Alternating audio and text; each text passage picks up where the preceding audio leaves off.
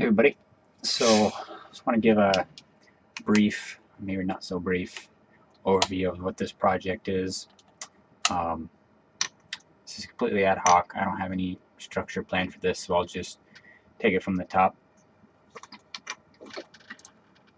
So, the project, inspired by EverQuest, basically. For those of you who don't know, EverQuest is one of the grandfather of MMORPGs. Very simple in graphics. Very simple all around, I guess, compared to MMORPGs these days. I probably should have fired it up. Maybe I could give a quick demo of that too, just to give you some context. But I wanted to see how hard it would be to make a working prototype of the same thing, even using its assets. There are EQ emulator servers, but not any sort of re-implementation of the clients. All of the server re-implementations use the original client, usually a previous version of it, much older version of it, and they reverse engineered the app codes so that the server knows how to communicate with the client properly and do things like that. But the client itself, I think most people can agree, has its downfalls. Very kludgy, very clunky, especially compared to modern clients, particularly, say, World of Warcraft has a very polished feel. Now, while I have a high amount of loyalty to the EverQuest and EverQuest game and EverQuest franchise, I really, really enjoyed playing WoW.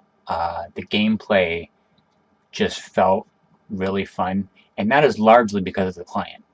And so that's partially what inspired me to try making a new client.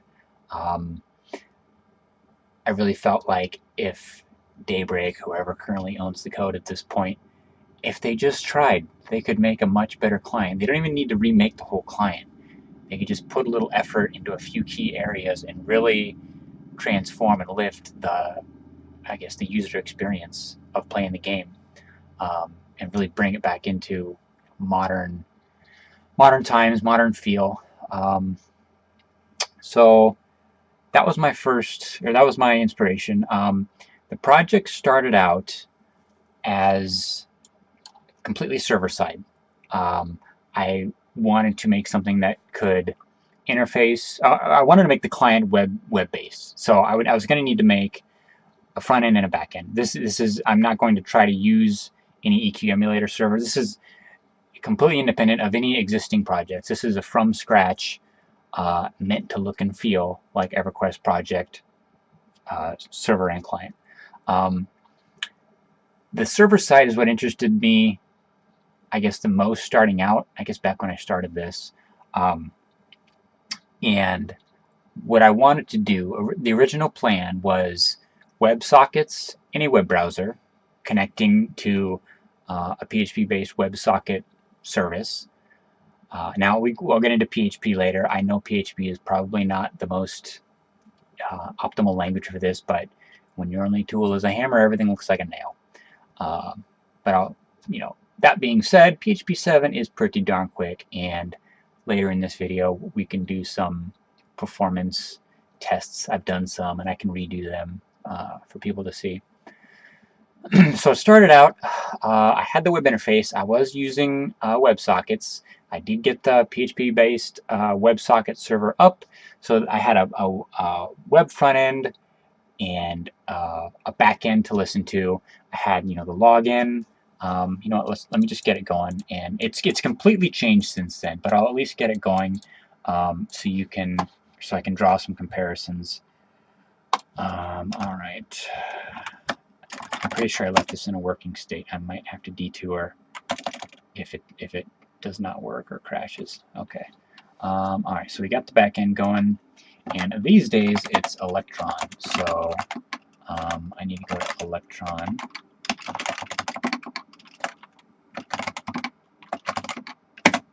All right, that should do it.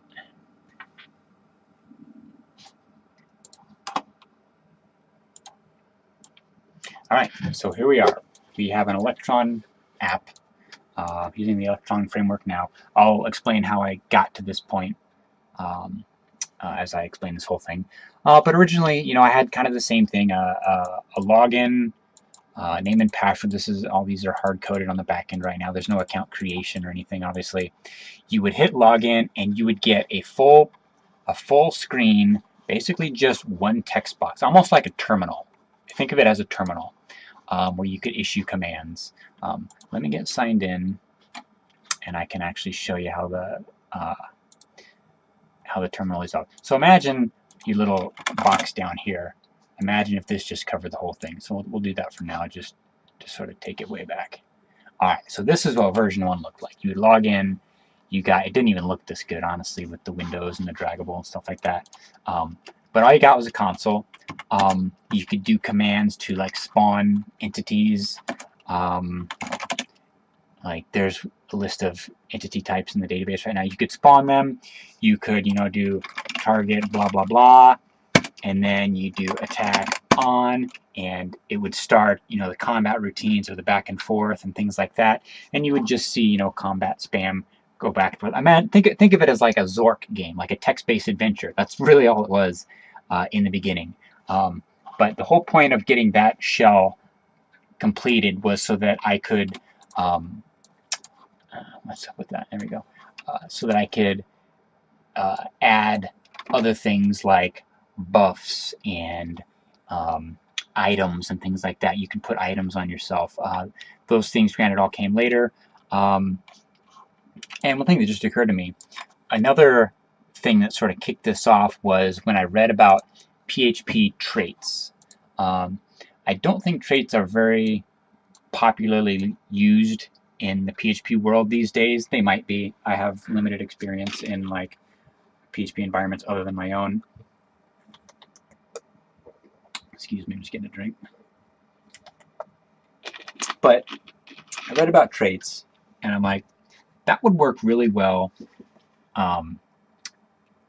in a game context. Like you could have an entity, and one of its traits is that it has an inventory, or one of its traits is that it has, the ability to respond to being hit. Or, here are all the traits. We can just go through them. Attributes. An entity has attributes. And when it puts on items, those attributes become affected and, get changed. So an entity, you can pull up the entity, was one of the very first classes written. And so it uses a handful of traits, pulls them in. Now this is an abstract class. This isn't a final class. The actual final class is NPC, and that uses even more traits. But NPC is more of like a, humanoid or otherwise, but a mobile creature in the game. So that's why it has things like body attribute, attribute trait, body trait, inventory trait. An NPC can have an inventory. An entity doesn't necessarily have an inventory.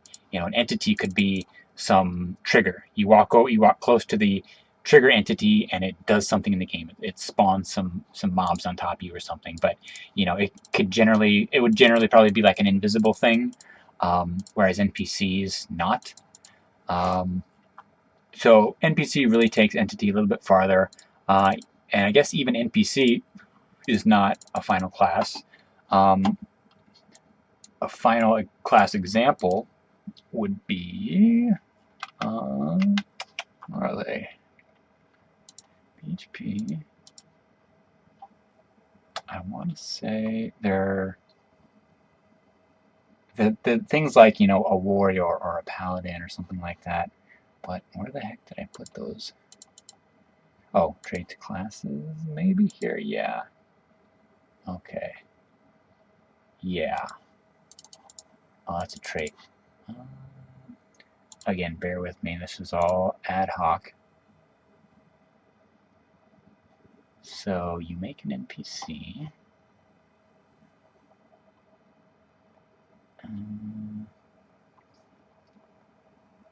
I know where they're defined. I can see it in my head. I just forget where I friggin' put the things.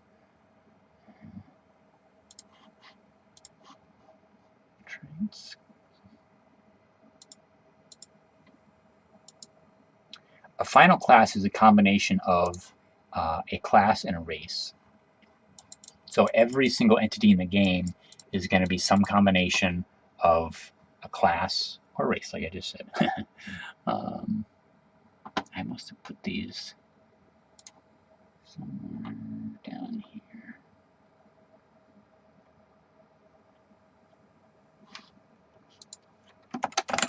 Let me see if I can search for it.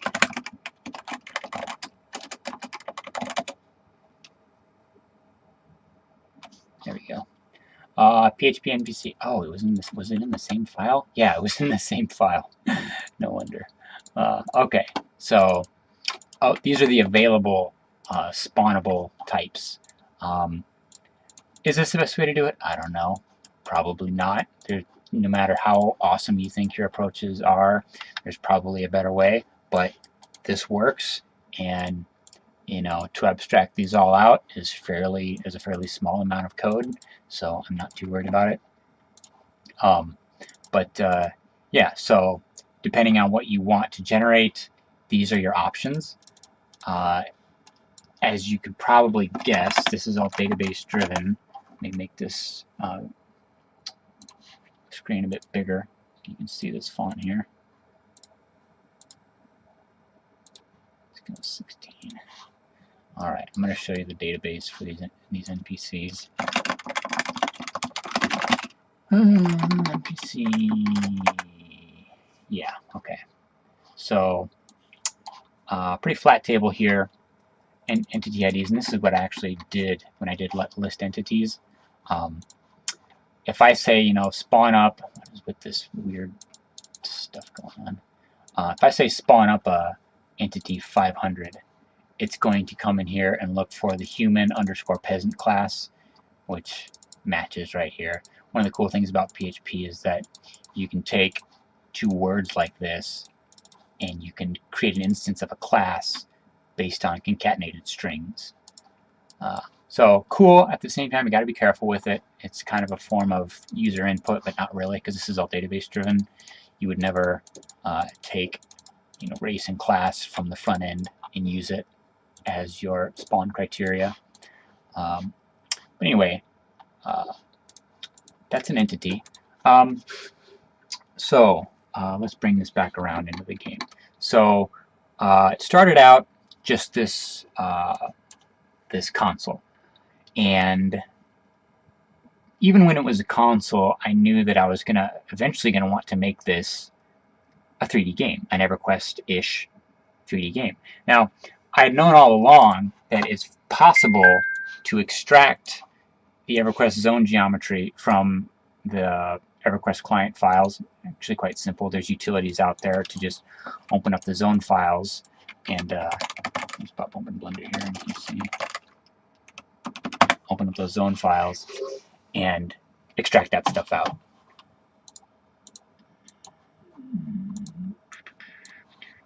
Okay, here's fell with-ish. This is actually the nav mesh for it. But the point being is that these game assets were extractable. You can turn them into OBJ files, which work nicely with WebGL object loaders. I started out using Three.js. I think I am still using portions of it, if only because Babylon.js needs portions of it, I think. But anyway, when I transitioned from a plain text console into a 3D world, that of course introduces all kinds of new challenges. And I knew these things were coming. You know, the challenges of particularly pathfinding, that was the big one. I didn't know anything about any of these WebGL-based libraries like Three.js or Babylon.js. It was actually quite a bit of work to do things like these name tags here. You'll notice I'm walking around as an orb. That is because I have no model assets. I spent a bit of time trying to extract animations out of EverQuest, and I know some people have done it successfully, but I spent a bunch of time on it, didn't have much luck, so in the interest of not getting stuck for weeks and weeks and weeks, I said, screw it, gonna move on, let's just use orbs for now. I can come back come back, do it later as a side project. I mean, I can get this proof of concept working and operating without flashy animations. But Babylon.js does support loading models and model animations. I downloaded actually a few via Unity's asset store. It should have been generic enough assets to be able to get loaded in here. Best I could do is get a skeleton to show up in the game, but it wouldn't ever animate, so that sucked. Sorry, let me mute this.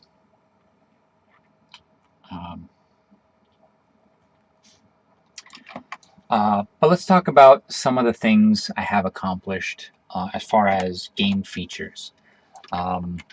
So you log in, you have your entity. Let's look at the inventory for starters. Just like in EverQuest, you've got your base statistics that determine things like how hard you hit, how much you dodge, wisdom and intelligence for spellcaster related things, resistances against various spells. You've got bags that hold things, and of course inventory slots. As far as items go, let me get back here in the database. So we've got actually a combination of a couple tables here. Items, and then item modifiers.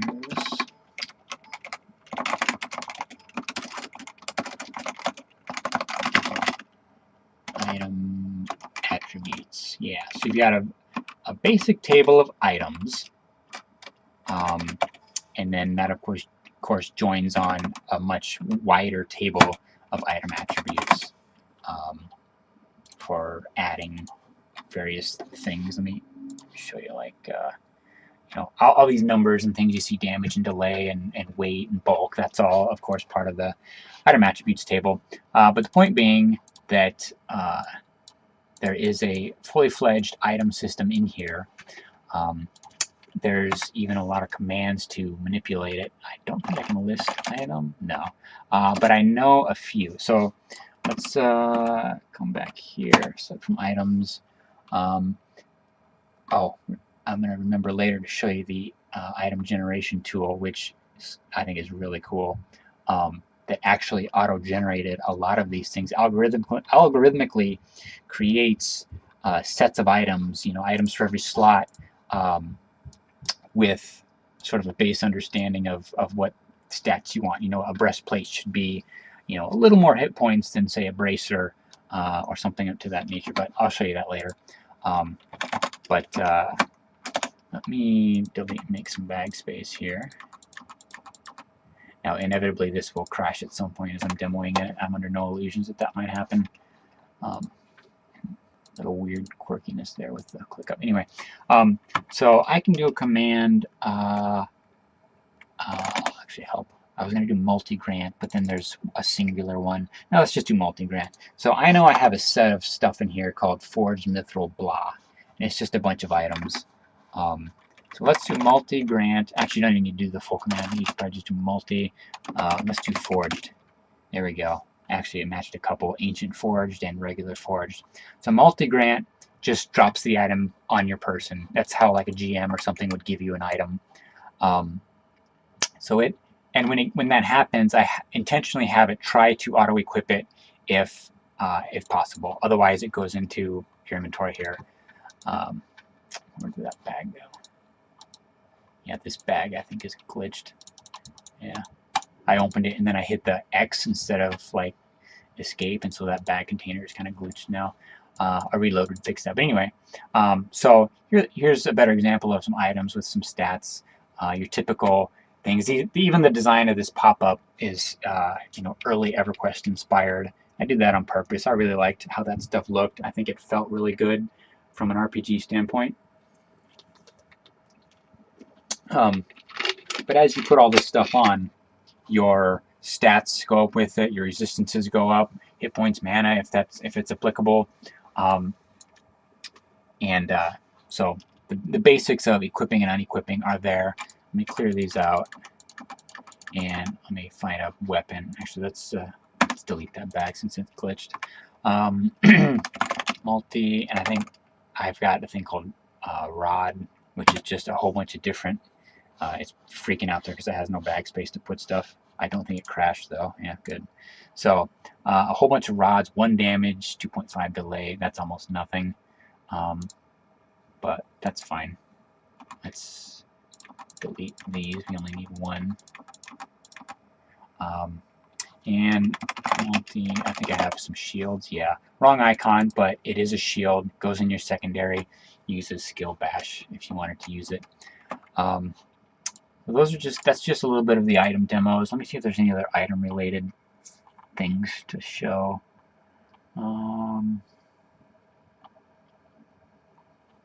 Yeah, there's the singular grant item based on ID. For testing, another handy command is wipe worn. Basically deletes everything you're wearing, and of course your stats go back to normal as you would expect. Let's put another set back on. I'll be a little more specific this time. How about crude plate? Let me try quoting it. Yeah, there we go. Okay. So there's a whole bunch of crude plate. It doesn't save automatically. If I were to reload this client, I would be right back where I started when I first loaded this. So I actually like where I am now. I'm going to save it there. I'll show you a quick example of what the save file looks like right here.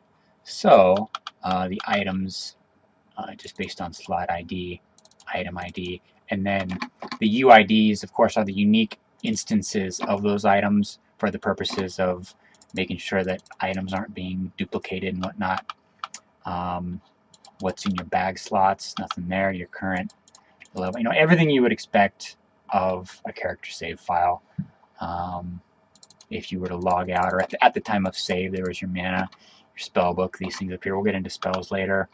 Well, that's what you can prepare, and this is prepared spells. Think of, if you're familiar with EverQuest lingo, think of memorized spells versus spells in your spellbook. I didn't really want to call them memorized spells because they're in your spellbook. I guess they're memorized. I don't know, whatever.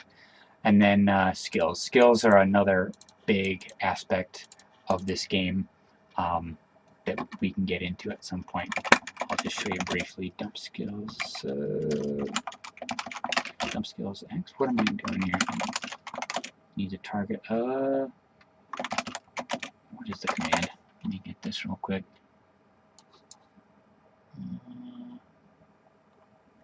Dump. Oh, how about dump skill caps? There we go. All right. So just like EverQuest has, skills, you get 5 points better at defense or offense every level. There's a whole system behind that too. As a paladin, in the class, paladin, I guess this is a trait. Yeah, paladin trait. I define what skills paladins have and the rate at which they go up. There are methods in this skill system that let me adjust this. So maybe you don't get any critical strike from 0 to level 20, but at level 20, you start off with 100, and then at 21 you start getting 5 more, 22, 5 more. That, excuse me, all that stuff is built into the skill system. That's all there. But alright, let's try to get back on track. I'm going to get sidetracked so often on this thing, it's not even going to be funny. So I was talking about inventory. We demo a little bit of inventory, the stats, things like that. Let me go back to the back end a little bit and explain sort of the authoritative client-server model. Now, obviously, any MMORPG, the client is simply a reflection of what is going on the server. The client, it can make some assumptions for the purposes of smoother gameplay. An example being something that WoW does that EverQuest doesn't seem to do, which causes the client to feel a little clunky. If I want to cast a spell here, let's cast Haste. I'm going to press the #1 key to cast a spell. As soon as I press that, the client opens up this cast bar and starts casting. It assumes that the server is going to approve it. Now, will that always get approved? Maybe not. For example, if I start running, the server immediately cancels my request. Now, I could build some logic into the client that says if you're moving and you're trying to cast a spell, don't bother even showing the window up here because the server is going to cancel it anyway. So that's a polished thing that I could do, and that's something, for example, that WoW does with their client. But WoW has built in a lot of polish like that that make for a lot more responsive gameplay feel. If you'll notice one major difference between WoW and EverQuest that I think goes a long way is the actual movement itself. I'm moving forward and backwards here. And in EQ, when you stop moving, you actually slide briefly. And I've never liked that, because if you're moving and you're like, oh, I need to stop and cast a spell really quick because something's chasing me, you stop, you start casting the spell before you actually end that slide. By the time you finish the whole cast bar, right at the end, the server's going to be like, oh, nope, you were casting, and that whole thing didn't matter. Whereas WoW, two things. One, you stop immediately. So as soon as you let up and start casting a spell, that is the origin of your spell cast, and as long as you finish that spot, your cast is guaranteed to go through. Secondly, if I start casting a spell and then move, in EverQuest, let me do a longer cast one for an example. How about, I don't know if 5 is very long. None of these are very long, I don't think. Yeah, I should have got something longer in here. Let me check just so you can see how all this works. I'm going to look for a spell that's a little bit longer to cast. I'm going to put it in my spell book, and then I'm going to prep it if I can. So let's just crawl through the code as an exercise and see if we can find something that's a little bit longer. So cast time equals 1, just a little bit longer, 2. Oh, there's a 3. Minor healing. Do I have minor healing? I do. But that seems way too quick. That's not 3 seconds. Okay, that might not be working. Let's see if we can maybe find another one. Yeah, these are all 3s. Ooh, channel healing. Okay, I think I even have that in my spell book.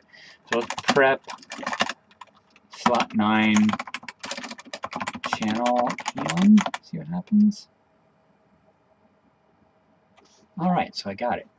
So, an example, channel healing is like a funnel health spell. So you target something, you cast it, and as long as you're casting, that entity is gaining hit points. You can see here, you heal an orc for 100 hit points, and just every second he's getting some life.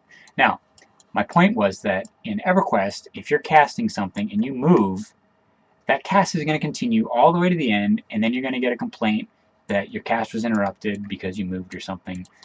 Whereas WoW in this client, as soon as your cast is broken from movement, the cast stops. So you never really end up in that state where, oh, my cast is going, but I think I might have moved, so I might be wasting my time, I might not, but I gotta wait all the way to the end to find out.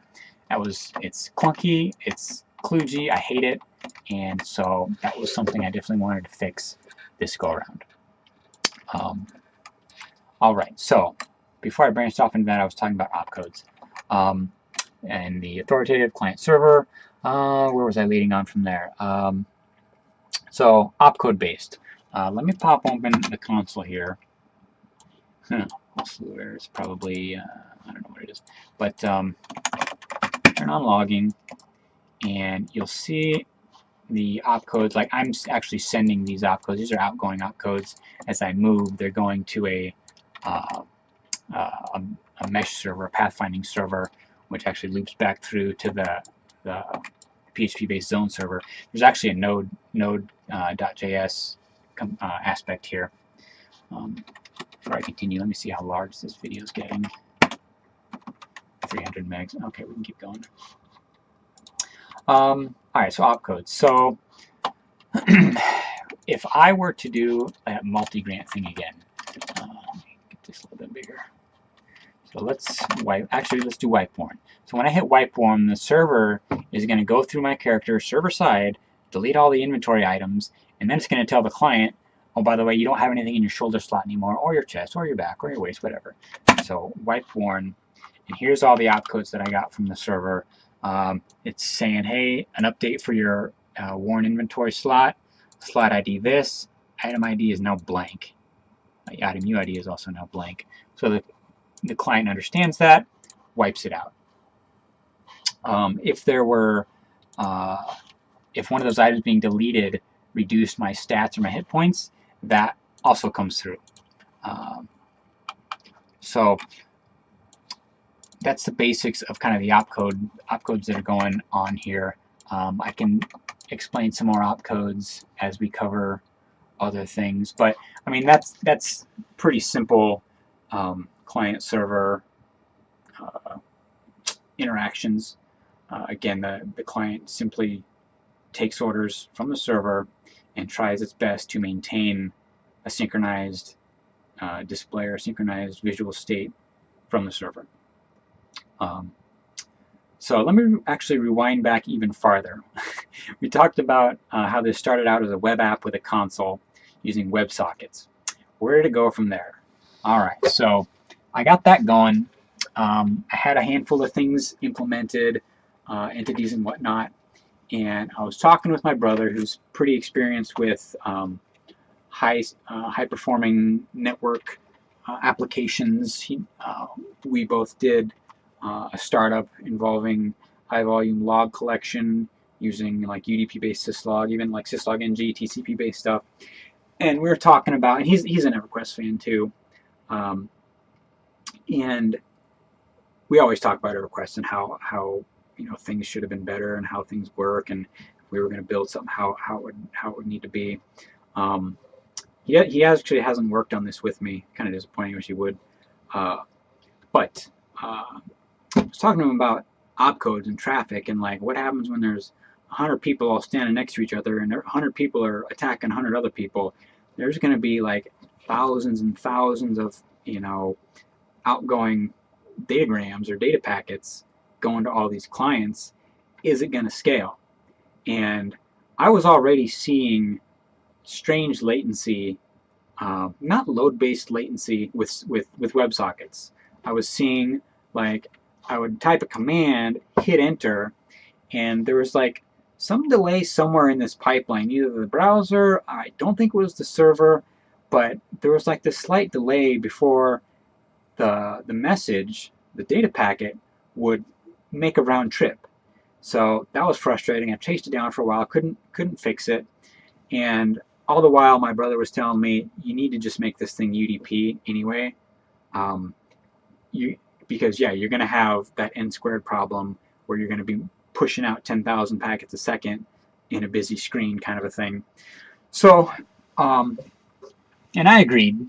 My problem was that in a traditional web page, you don't have access to sockets. There's the advent of stuff called WebRTC at this point. That wasn't around when I was doing the web app approach to this. I looked at it briefly. I still wasn't sold on it. I still think it's TCP connection based, and I didn't want to do that. I know I need to maintain a TCP connection somewhere somehow, if for nothing less than like a heartbeat. But the usage of UDP, the lower overhead, the quickness of it, it just seems like the way to go, at least for these games. So I was stuck. Like, I needed UDP. I didn't have UDP in a web browser. The next closest thing was a Chrome application. So I went that route. I researched how to make a Chrome app, actually got it up going, figured out how to get access to the socket APIs. Still using, let me reload this, still using WebSockets actually for the login, but the actual handoff to the zone server occurs over UDP. You'll notice when I started this, let me go back to it, Control C it, I did world server. So I'll restart that and I'll stop it and I'll scroll back up. Okay, so I did world server, killed the existing ones, and then you see launching login, launching zone. Login server is WebSocket based. Will it stay WebSocket based? I don't know. It works fine for now. It has a very simple purpose: field a login request and update a database table, and it actually sends a I believe a UDP, yeah, a UDP-based information packet to the zone server saying that such and such account ID has permission to enter your zone. So in this model, and I think in EverQuest, I'm not sure exactly how they work, but in my model, each zone you're in, each not world, but each zone, a town or a field. It's not a completely seamless open world. It is zone based. Each zone is its own process, and the ability for a player to leave one zone and enter another zone is handled by, I believe, the world server. So actually, yeah, so the login server would actually tell the world server that a particular character ID or login account ID, I forget exactly the handoff there, has permission to enter a zone, and so then it sends back up to the client here, okay, you have permission to enter a zone which is at this IP and this port. And so that it does, the front end here does that handshaking to get into the zone. That is UDP based. And then the zone will send back up to the client, okay, you're in, go ahead and fire up this zone object file into the WebGL display, and here's information about your character and all that stuff. But anyway, let's rewind. Went to a Chrome application framework, and it was going fine. It was going well. I thought, cool, I could get a prototype going. I could put it up on like the Chrome App Store. It'd be a really easy release mechanism. And then Google cut me off at the knees. They scrapped Windows-based Chrome apps. I can't recite to you the whole policy behind it, but they were essentially end-of-lifing Chrome apps, standalone Chrome apps for Windows. Excuse me. So I was screwed. They would still run, but that was not going to be a viable option for me anymore. So a little time after that, I was talking to a guy at my work, and he mentioned Electron. I didn't know what Electron was. He described it. He's like, oh, you can use your web development skills to make a desktop app. And of course, my first question was, can you do sockets? And it turns out you can, because Electron is just a simulated node backend. So you've got access to, I believe it's Socket.io. Let me find, yeah, what's it going to be? Startup, I guess. Maybe main.js. Yeah, main.js. Yeah. So, oh, dgram is what I'm using. So yeah, you have access to all the lower level stuff you need, and it's node-based, so everybody's gonna love that, right? Everybody loves Node. So Electron it was, and here we are. So Electron has done really well. Getting jQuery to work in it was a little weird, but without a lot of work, it's doable. One of the things I had to do to get jQuery working, I'm a big jQuery guy. I don't really buy in to some of these newer frameworks. I think they're overbuilt, and I think they take a bit away from the developer as far as being inventive. I understand their value in a company perspective, standardization of development, and you can tell your recruiter, go find me a React dev or Angular dev, and you can expect that they come in with a certain knowledge set, and that's fine. I get that. But jQuery, where were we? There's a jQuery fix. Yeah, very simple actually. I'm not even sure why I'm showing it, but you just got to find their alias and put it in the right place. It's a weird command, but that's what it is, and that's what gets jQuery working. So there's a little stint for jQuery. WebGL and the Babylon.js stuff, that was pretty much drop-in, ready to go.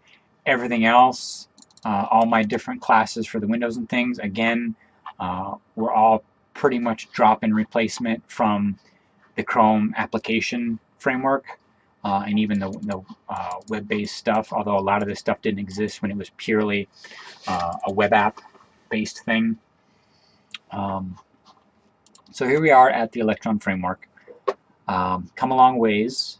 So let's dive back in. I think I'm still running here. No, I don't think I am. Fire it back up. Alright. Oops.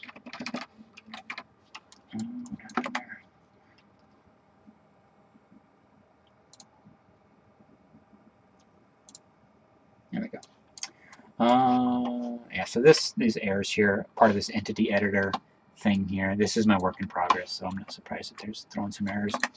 All right, let's. So you know the history of how it's evolved as far as the platform and framework go. I can go into more of the backend architecture in a bit. I want to go over some more of the feature set as far as game feature set. We went over inventory, stats, things like that. Buffs. Let's look at some buffs. Buffs were another early implementation I'm actually pretty proud of. I had to figure out how to emulate the things that EverQuest does. For example, if you're slowed by an enemy, then any haste you have on you, if they don't get stripped off of you, they get essentially nullified. So you could have a 60% haste on you, get hit with a 10% slow, and your effective speed needs to be baseline minus 10%. So I can go in depth with that a bit. I think it's really cool what I was able to come up with. Now, what is this? Let's just save this, get it closed.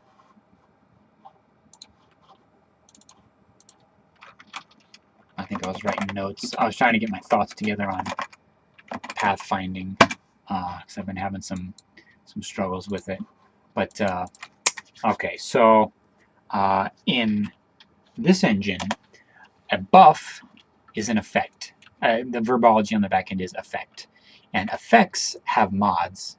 So effects have effect mods. That is the verbiage here. So effect and effect mod. Sorry, not mod. So let's say haste. Haste is the effect, and the effect mods are meant to be reusable things. For example, again, EverQuest verbology. The low-level buff called Center, which gives you hit points in armor class, versus the slightly higher level Courage, versus the higher level Daring, versus the higher level Valor. Those all do the same thing. Their parent effect is called something different. Well, that's actually a really good example. Let's start there. So Courage has two effect mods. Effect mod. The effect mod is hit point increase of whatever. It's defined in the Courage class, right? Yeah, in the Courage class. It instantiates an effect mod with a given value. It also does AC increase of n. And then, of course, you can actually reuse this, and I'll show you the code in a second. I think it's Daring. There's a couple in between. I think Daring is another one. Again, uses the same mod, but a higher version or a higher value for n. Wasting my time typing this out. I think you get it by now. So the point is that there are right now a fixed number of effect mods, and effects just use these things in varying manners. So let's go actually look at some code now. Let's look at what we just illustrated, this Courage and Daring stuff. So let me find it down here. I think I skipped it. Yeah, okay. So Courage. Courage is like the base version of it. There's nothing before Courage. Courage is like a level 2 thing you get. So we just instanced that off of a base effect, a generic effect. And that's got all the removal and adding things on it. Handles stacks if there's stacks. Yeah, right. Just the basic attributes of an effect. So extend the base effect, give it a name. For stacking, basic cleric basic hit point armor class. This is so that when you add the next version of it, it extends, that it will know that it needs to pull off the first one and use this one instead. But don't worry too much about this. That's really, again, it's just for creating spell upgrades along the way. Length and duration, that might seem a little redundant. I did that because I wanted the ability to refresh buffs. Like, say you got, you're some melee class like a monk or something, and some enchanter gives you a haste. You run off, you're having fun because you're hasted. You're only having fun for 20 minutes because that's how long the haste lasts. It expires, you're screwed. I wanted to eventually, and I don't know how I'm going to do this, from a lore perspective, I wanted the ability for the monk to somehow refresh that haste back to its original duration. So when you instance this buff, this length is actually what ticks down to, actually no, it might be this one. One of these tick down as your active remaining time variable, and then if through some mechanism, the monk goes to some priest and says, says the magic word, and all his buffs are refreshed back to max. I need to know how long that buff is supposed to be. So that's why there's two of them there. I define the amount of again, this end value here, how much hit points you get from courage and how much AC you get.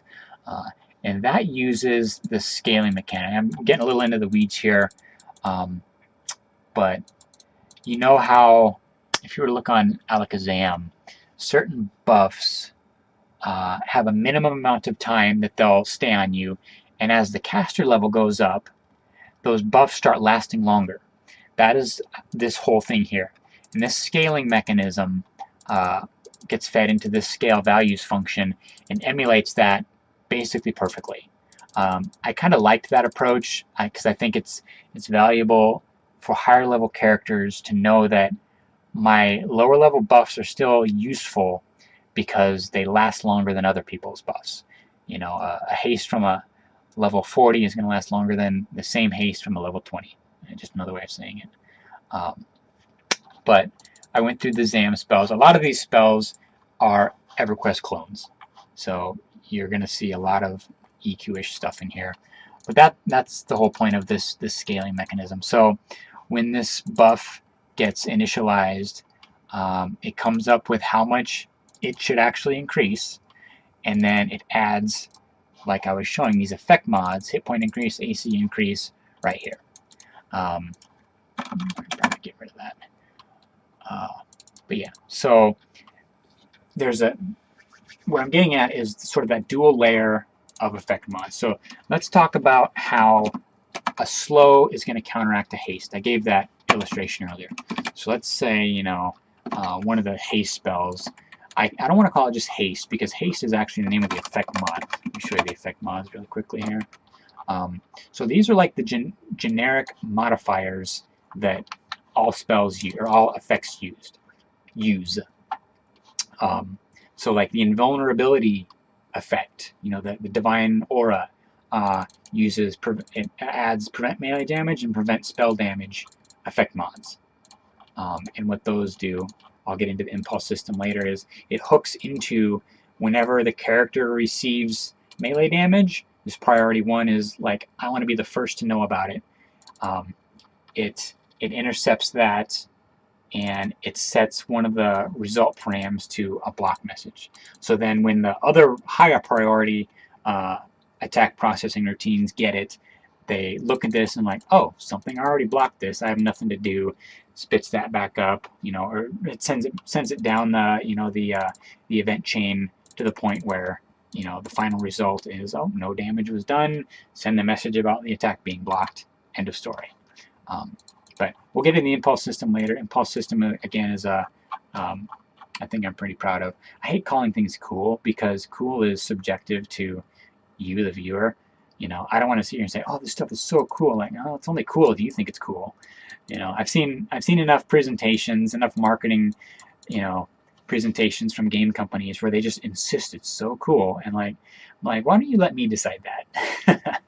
So if I call things cool, it's just a slip. I really think that the coolness factor is up to the game player, the viewer.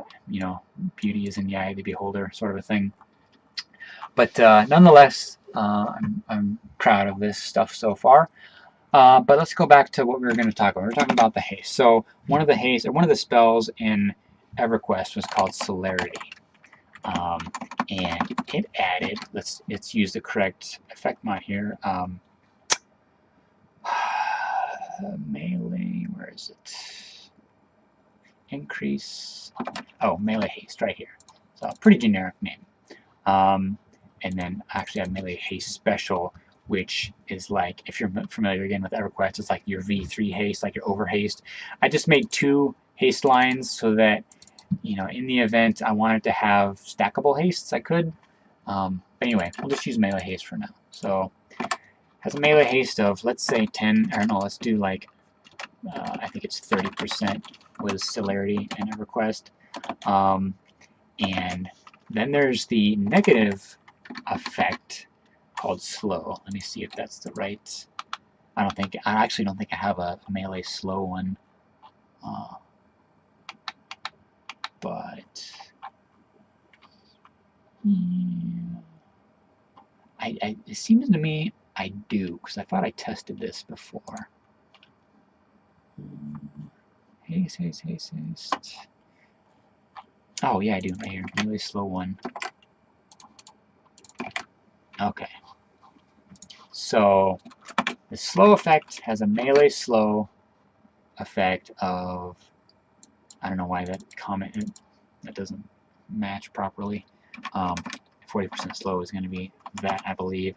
This is again one of the among the first things I implemented, so some of this knowledge is falling out of my brain at this point. But whatever. Let's actually put this at like 10%. Yeah, I'm not going to save this and reload. Actually, I could save it, forget it, whatever. But let's say this has a 10% slow. So made a slow of 10%. So if you first have Celerity on you, actually let's do another one. Let's say there's another effect I have in here that part of it is a haste. Let's find that. I think it's called like physical enhancement, maybe. Yeah, let's see. Yeah, so I made this like, beast mode buff called physical enhancement. It's actually the name of EverQuest AA, but whatever. It's a spell name here for now. It does a lot of things. It adds hit points, adds damage, adds haste, and it mitigates some incoming damage. But anyway, it has a haste component to it. So let's say I have both of these. Fizz 1, for simplicity. Melee, haste, and I think it adds a bunch. Haste amount, 20%, not much. Okay, so these actually don't stack because it's the same effect mod, and that effect mod particularly is it's the same stack category, and the stack type is keep highest. So let's say I'm buffless. Somebody hits me with Celerity. Now I have 30% melee haste. Then somebody hits me with physical enhancement. Is that called physical enhancement? Just physical enhancement. Let's just call this PE. And part of that is a melee haste 20%. When physical enhancement is being applied to me up here in the base class, add effect mod. Maybe that's not here. Oh, check series stacking. It does all the logic of figuring out, is it in the same series? Is the mod amount more or less? And it adds the effect mod, but the effect mod itself, I believe, has like a disabled flag, so that it's not actually turned on. Yeah, like an applied thing. So from an internal standpoint, physical enhancement is on me, because obviously the other physical enhancement aspects need to be taken into account. They're just not listed here in this example. But it's going to say, hey, you already have melee haste, the name of the effect mod, and it's a little bit higher, so applied is false. This one is true. Okay, so that's pretty simple. You get that. Then somebody hits you with slow. So when slow gets applied, let's see if I get this right. Effect mods, melee. I think I have a melee slow. Yeah.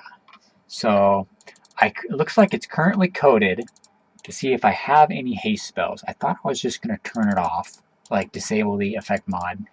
I could have done that. I think I did that at first, but currently it's set to just remove. Where is that? Yeah. So remove any haste.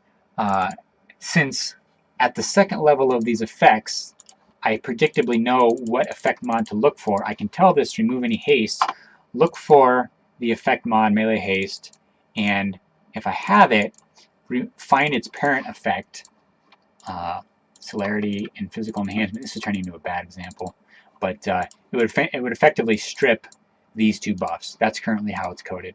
I could have this instead of finding. So basically what it does, it looks for, it goes through all the effects, all the effect mods. If the mod is an instance of haste, then remove the effect. When I could just have it look, do like this entity all effects I, and then here it is, all effect mods. Disable or whatever the effect mod based thingamajig is. Let's see what it is just for kicks. Turn off, not disable. So in that case, you wouldn't strip the effect. It would just nullify this, and then furthermore, let me undo all this work here. Furthermore, the melee slow would adjust the haste attribute by the actual amount. So this amount is based on what gets passed in from the effect melee slow. Let's go back and see exactly what it was. Yeah, so this value gets passed in to the effect mod. So it effectively sets you at 10%. So that was that. That kind of didn't go how I thought. I thought I had coded it differently, so that it would, like I said, nullify these, keep the effects. But it works that way when you apply buffs of the same effect mod, but with higher values. Different stack types. Let me show you the different stack type. There we go. So the keep highest, which is the most traditional. Stack take is sort of a more aggressive version of it, where regardless of whether or not you have a 30% haste on it, if for some reason that 20% haste has the take style on it, it will tell the effect system that your haste is now 20, regardless of what else there is. This sort of has precedence from an effect mod parsing standpoint. And then pile is like if you get hit points from let's see, like physical enhancement, which adds hit points, and you also have your valor or whatever that add more hit points. The effect mod there, we have a look at it. I think the basic hit point increase, I think it's pile. Yeah, it's pile. So you can have as many of these piled up as you want. That's all that means. So that's the basics of effects and effect mods. Now, that is, I don't know exactly how EQ does theirs. I know this is not how they do it. They have, and again, I don't know how it's done. Theirs involves slots of some sort. I'm not even going to begin to speculate how that all works. I just know that based on some of the internals that I've seen from sites like Lucy that sort of extract out some of that internal game data, I can tell just by looking at it that these are two completely different systems. But I like how this is built. I think I'm not going to sit here and say it's more capable because, again, I don't know 100% how EQs works. But I've tried to think through various scenarios um, of spells and how complex spells work, uh, and I'm pretty confident that this can emulate just about anything. Anything that I've seen in EQ. Um, I'm less familiar with WoW, but I have implemented some WoW type spells. Um, for example, if you're familiar with Druids and WoW, they have a spell called Regrowth, which is basically a ticking heal over time, but it ticks like very rapidly. It ticks like at least once a second, if not more. Um, there's a Doom type spell where it's like a debuff. You put it on a mob. It doesn't do anything for like a while, for like 30 seconds. Then it ticks once and does like a whole bunch of damage. So if you know the mob's going to be alive in 30 seconds, you put this Doom spell on it. Doom itself has relatively little aggro, so your group engages a mob. You as a caster, you don't want to be the first one to pull aggro, but you throw Doom on it because it's low aggro. It doesn't do anything right away, so it doesn't generate any aggro right away.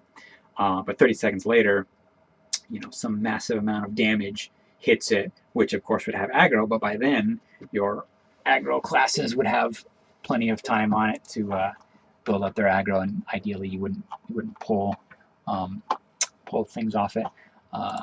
GM your basic GM protection, which just adds those two prevents that I already talked about. Holy Shock. Oh, Holy Shock was a good one. That was a Holy Paladin based spell.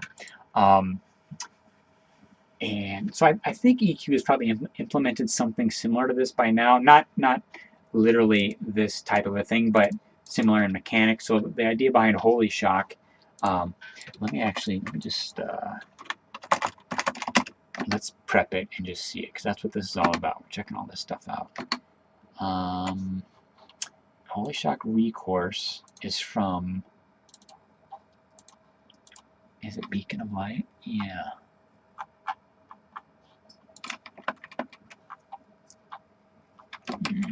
Here's Holy Shock. Okay. Let me refamiliarize myself with how this one works. I think the idea is you put Beacon of Light on somebody, and then when you heal them, this might proc. Yeah, if it's a spell of greater healing.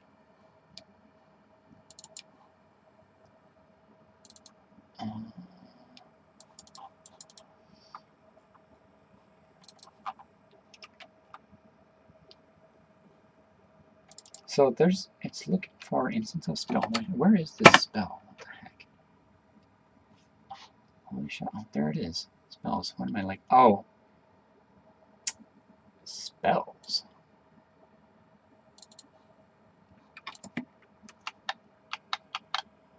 Weird. What the heck file was I in? I was in effects. Oh, wow! I totally breezed over that. All right. So there's spells.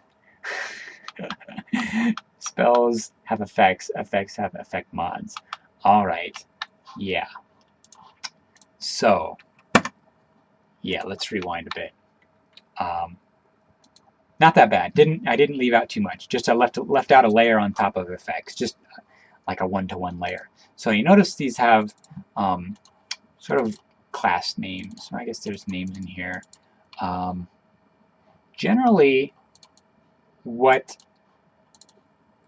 how this played out. Spells PHP. This is so weird. Haste. Do I have haste in here too? No, spells.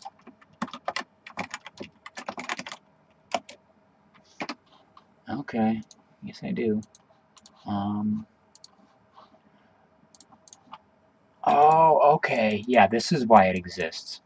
I'm looking like a total noob here. I don't even know how my own stuff works. That just is a testament to like how much work I put into this. Like how many lines. Not to toot my own horn or anything, but there's a lot of work into this. This has been a several-year thing. Excuse me. But that brings up a good point. So spells. Actually, let me rephrase that. Effects are the result of spells. Effects don't have things like cast time. Effects are what happen when you finish casting a spell. You could make a spell that puts 3 things on you.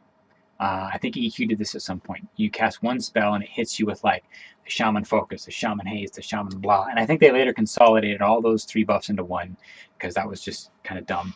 But spells define things like we did this earlier. Let me prep spell channel healing. I think what it was. Oh.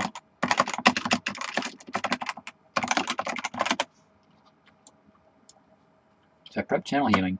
So now I've got the spell channel healing in my bar. So this is a channeled spell where it's it's 30 seconds long.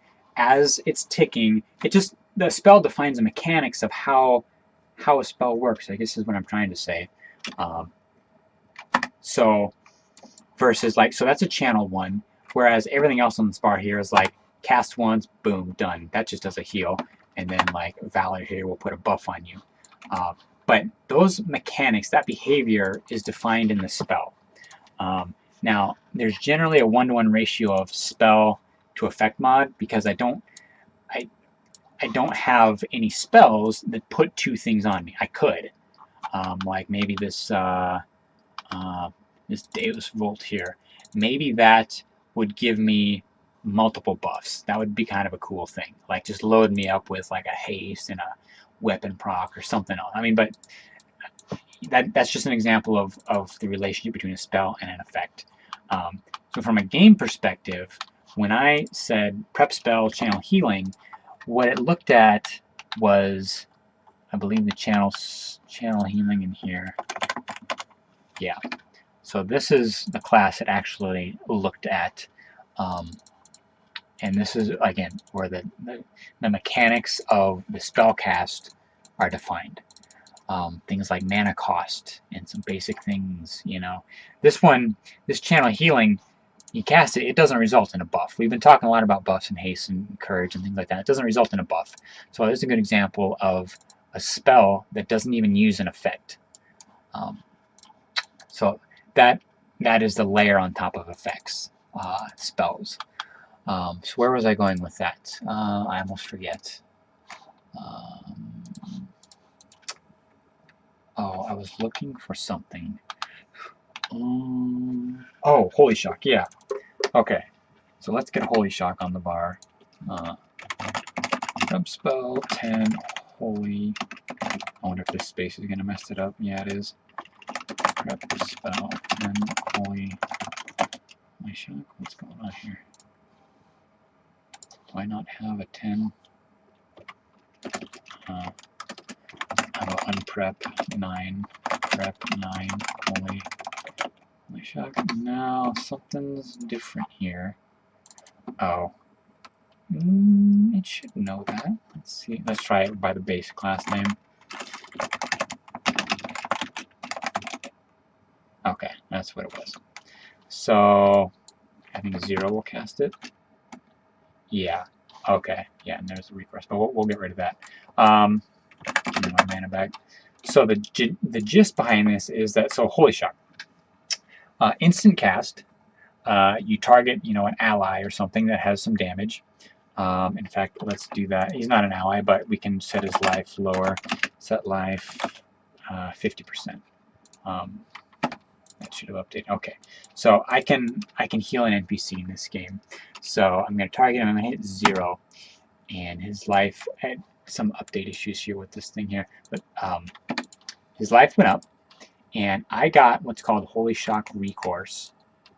So it was a triggered thing, and it only lasts 10 seconds. Let me do it again. Boom. Oh, that's the thing. It only sometimes happens. Let's look at that real quick. Holy Shock.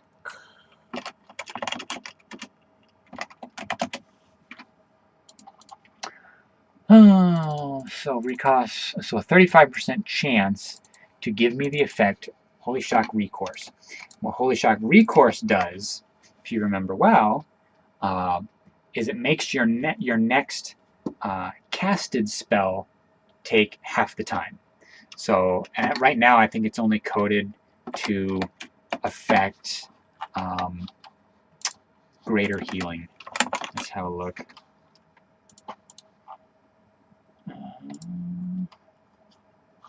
Maybe it's in here.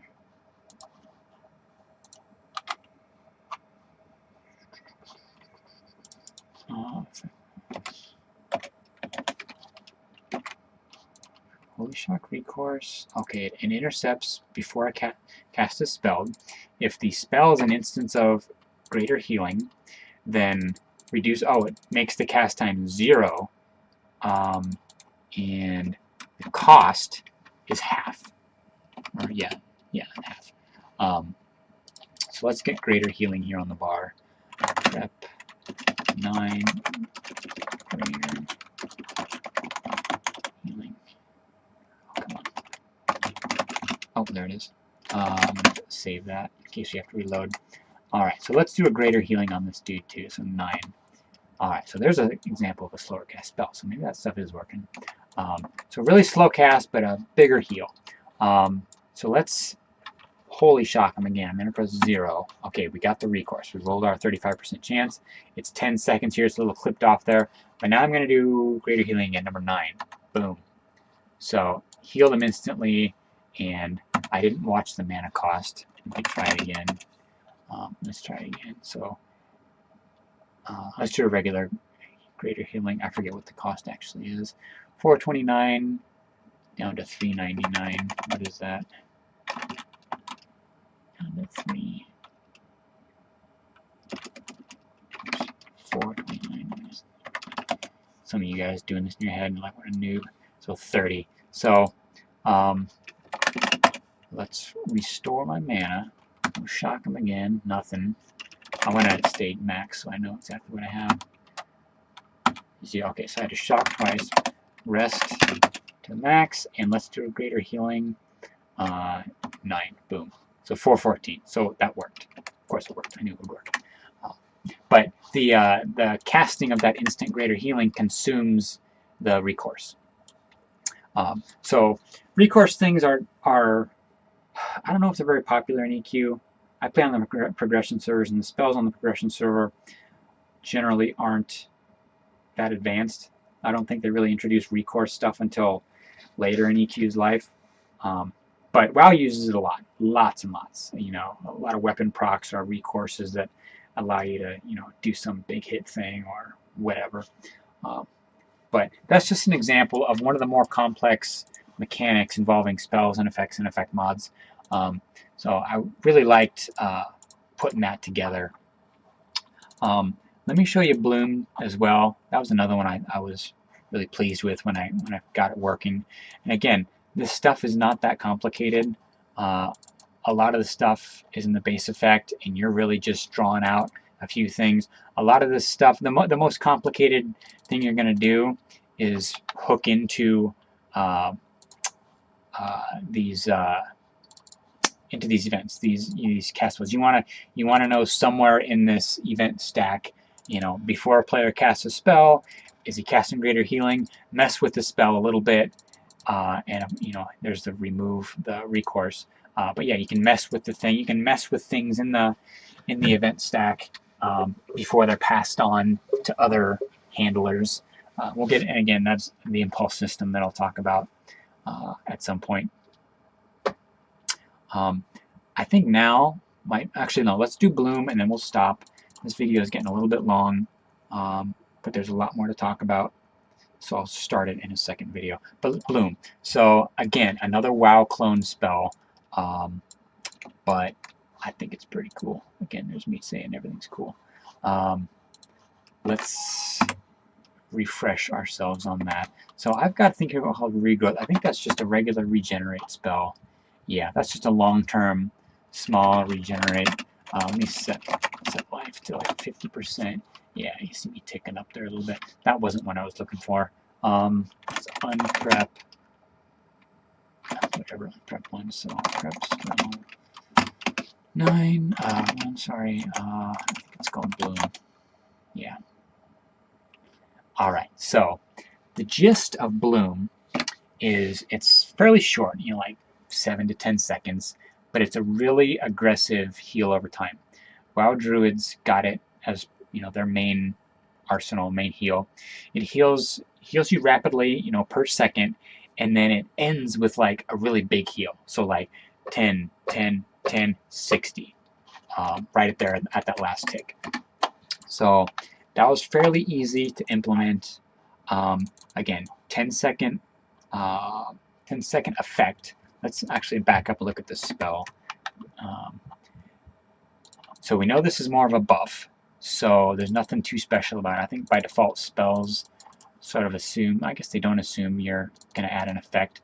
So yeah, so do effect is what happens when your cast finishes. We're talking about spells now. So when the cast mechanics are satisfied, the spell will say, hey spell, do whatever you're going to do. Whereas it might be immediately issue a heal. That might be what a spell does. In this case, it's to give an effect, a bloom, and then the person who casted it and the cast target. So let's look at effects bloom. So here we are, back where we started. So 10-second buff, beneficial, just a flag. Tick multiplier, it's actually quicker than 1 second. And it's every half second. Series name and series level. And then at this point, these are all changing parts of base effect. These privates here are unique to in the mechanics of bloom. That's obviously why they're private. Stack limit is a mechanic of the base effect, so that's public. But anyway, so burst multiple here is that final tick at the end, how strong that one's going to be. So it looks like here we do 20, 20, 20. Actually, it's like 10, 10, 10, 10 because it's quicker. But I'm trying to remember. We'll find out here in a second. If this is amount per second and then tick multiplier cuts that in half. That might be what this. There's some logic down here that handles that, but that's all just simple math. Okay, yeah, and this is a stackable one. So in WoW, you could cast Bloom on somebody, and it would be ticking, ticking, ticking, ticking, and right before it ended, you could hit them with Bloom again, which would reset the timer so you wouldn't get your big bloom at the end of 60 or whatever the hit points might be, but you could keep it rolling, and that rolling value would be stronger. So if you're bloom, say the tank is taking damage, you might want to bloom him 3 or 4 times to sort of build up that strength. Whereas say somebody else, some caster he got whacked once and he's not in any danger, just throw him one bloom, a one stack of bloom. He'll get his life back slower and it'll bloom for less, but it doesn't really matter to you. This is a really short cast if I recall correctly. Yeah, very short, a third of a second. But you can stack it up to 10. And so when you add stacks, it's just taking the amount you're healing times the stack. That's pretty simple. You can make this as complicated or as simple as you want. And it resets the duration. This is another example of why I wanted length and duration for effect lengths. And then I update the apply time. Let's see if I can remind myself why. Because I notice one duration behavior for every effect that adds stacks. Okay, I don't know what that means. I must have figured something out at some point. But anyway, just refresh the time at which it was applied. Probably seems only fair because when I'm resetting the duration, I just kind of want to keep those things in sync. If there's logic somewhere else that messes with the buff based on current time minus the time it was applied, I want that to sort of be respectful of this. Anyway, and then so as the duration is ticking down and it finally the bloom expires, it ends with this big heal. Give a heal to the taker with the amount times burst multiple times stacks. And then this just unhooks anytime you have hooked into sort of that event stack that I mentioned before. You're going to want to unhook from it. Now I'm looking at this now. I don't know why I'm doing this because in the init I didn't hook into anything. I'm wondering if I did in the spells. Oh, I did. Yeah. Okay. So yeah. When the effect expires, I think I have this here because of the spell effect, but Let's see if the spell effect also does that. Who knows? This could be some redundant code that I don't need.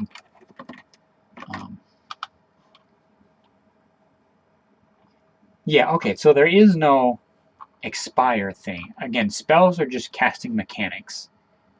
When the cast is done, the do effect is triggered. I think I already collapsed my code, but anyway.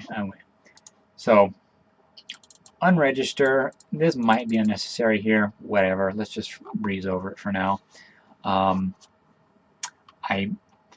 I might want to write down that in the unregister routine, I should note if I actually do unregister anything. Let's do that before I forget. That's going to be a good optimization.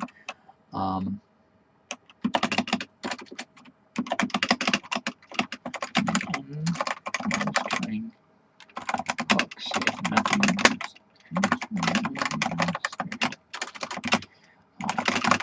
message.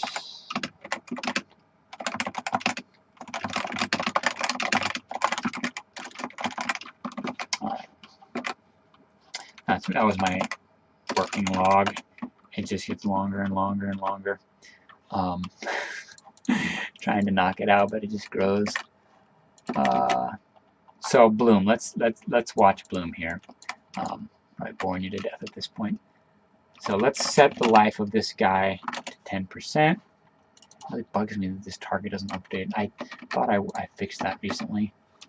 But anyway, let's hit him with 1 stack of Bloom. Oh man, he's so low level, it goes really quick. What is he? He's a level 1. Alright, let's make a higher level entity. But, I mean, for illustration, you see 10, 10, 10, 10, 10, 50 there at the end.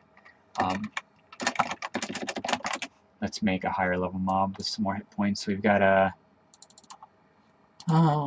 we've got one up here. 201. Make entity 201, one of them. Okay, so we've got a seasoned guard here. Probably get rid of this console for now.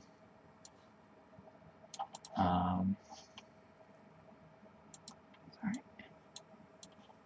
I don't like it when it's that shape, so we'll pull it back up. Alright, let's set his life to 10%. And we'll hit him with a Bloom, number 1. Alright, so he's ticking. He's almost not. He's barely moving at all. So let's. Oh, he is actually, but only in the track window. Okay, ignore this target window for now. Let's use this track window as the indicator.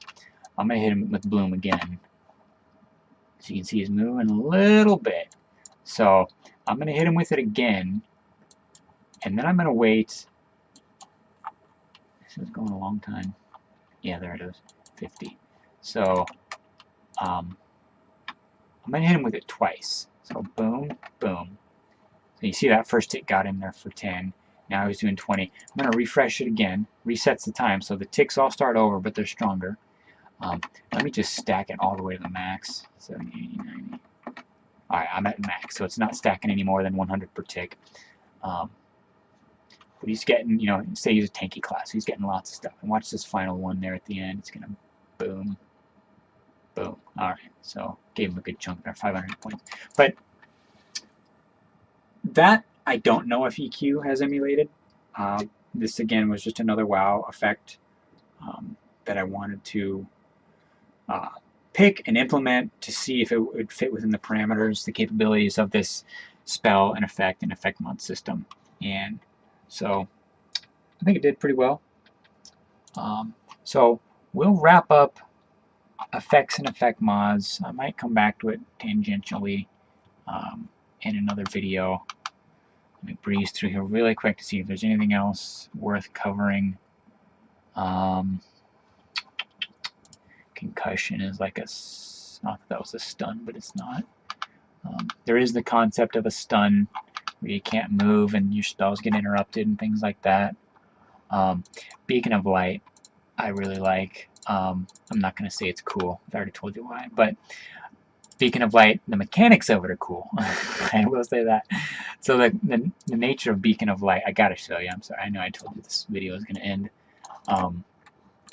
Let's prep it. Give me a slot here. Get rid of clarity. Prep spell 2. Beacon of Light. It's probably not going to work. Beacon of...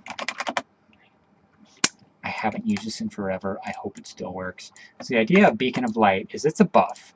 You put it on somebody you think is going to be taking damage, say a tank.